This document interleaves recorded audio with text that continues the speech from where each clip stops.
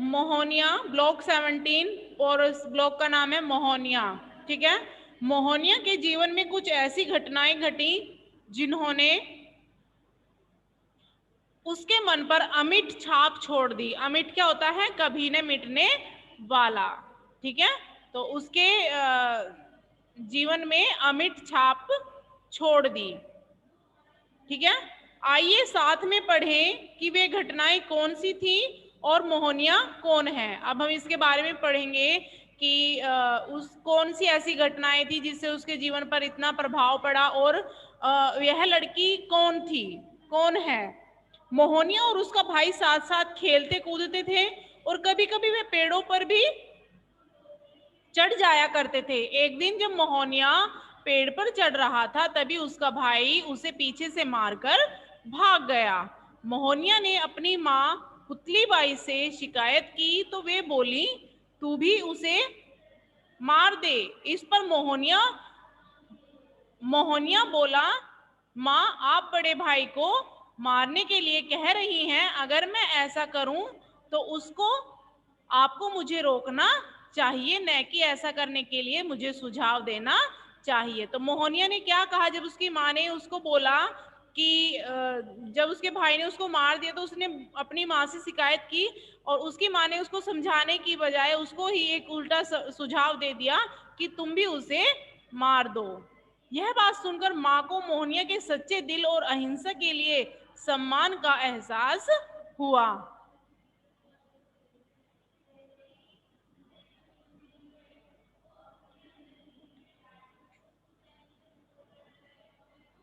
एक दिन विद्यालय के निरीक्षक श्रीमान गिल्स मोहनिया के विद्यालय में आए। उन्होंने 5 अंग्रेजी शब्द पढ़े और बच्चों को लिखने के लिए कहा। मोहनिया ने 4 शब्द सही लिखे, लेकिन 5वां शब्द केटल सही नहीं लिख सका। मोहनिया के मास्टर जी ने इशारा किया कि वह अपने साथी की कॉपी में देख लें, लेकिन मोहनिया ने नहीं देखा। निरीक्षक के चले जाने के बाद मास्टर जी ने मोहनिया को बहुत डांटा, लेकिन मोहनिया को जरा भी अफसोस नहीं था, क्योंकि उसे लगता था कि उसने सही काम किया है। इससे मोहनिया के सत्यवादी होने का पता चला। सत्यवादी क्या होता है? जो हमेशा सच बोलता है। मोहनिया जब लगभग 13 या 14 साल का था तभी उसका विवाह कस्तूरबा से हो गया।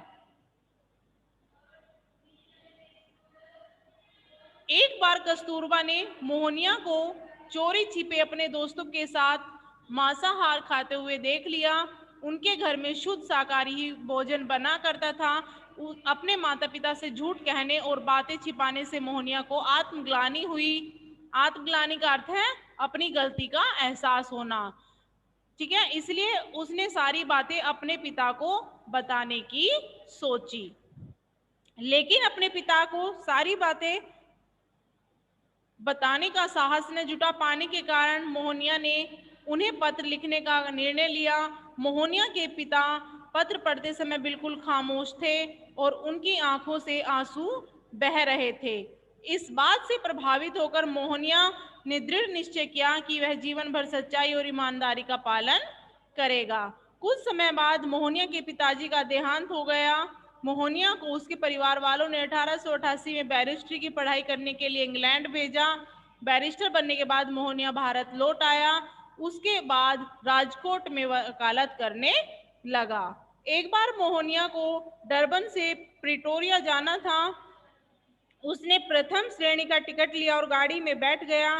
तभी कुछ ब्रिटेन वासियों ने मोहनिया को ट्रेन से उतरने के लिए कहा।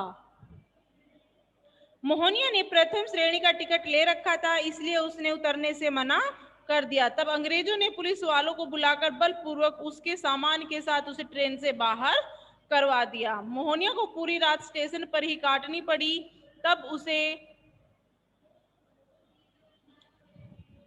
उसे भारतीयों के साथ हो रहे अन्याय की गंभीरता का अंदाजा हुआ। उसने निश्चय किया कि वह दक्षिण अफ्रीका में हो रहे भेदभाव और अमानवीय व्यवहारों के विरुद्ध सत्याग्रह करेगा।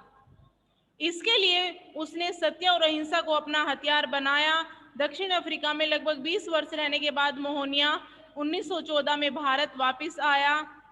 अब वह अपने सपने को साकार करने के लिए संघर्ष का मन बना चुका था। अंग्रेजों के अधीन भारत को आजाद कराने के लिए मोहनिया ने सबसे पहले भारत का भ्रमण किया, गांव-गांव जाकर भारतवासियों की समस्या को समझा और उसके बाद अंग्रेजों के खिलाफ स्वतंत्रता के संघर्ष का बिगुल बजाया। अपने अन्य साथियों की सहायता से चंपारण और खेड़ा सत्याग्रह से शुरुआत कर असहयोग आंदोलन, सविनय अवज्ञा आंदोलन, भारत छोड़ो आंदोलन द्वारा ब्रिटिश सरकार से भारत को 15 अगस्त 1947 को आजाद कराया। क्या आप जानते हैं कि आखिर ये मोहनिया कौन था? बच्चों, ये मोहनिया हमारे राष्ट्रपिता महात्मा गांधी थे। ठीक है, तो ये मोहनिया जिसकी हमने कहानी पढ़ी है, जिसके बारे में हमने पढ़ा है, तो यह कौन था मोहनिया? कौन था मोहनिया? हमारे राष्ट्रपिता महात्मा गांधी। ठीक है,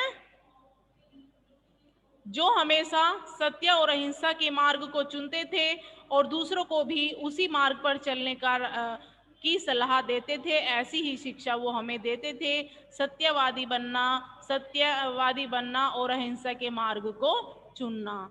हिंसा करना तो उनके बिल्कुल खिलाफ था, हिंसा वो कभी नहीं करते थे और ना करने की किसी को सलाह देते थे। उन्होंने आंदोलन भी चलाए अहिंसा के मार्ग पर, सत्य और अहिंसा के मार्ग पर ही उन्होंने अपने कार्यों को पूरा किया। ओके।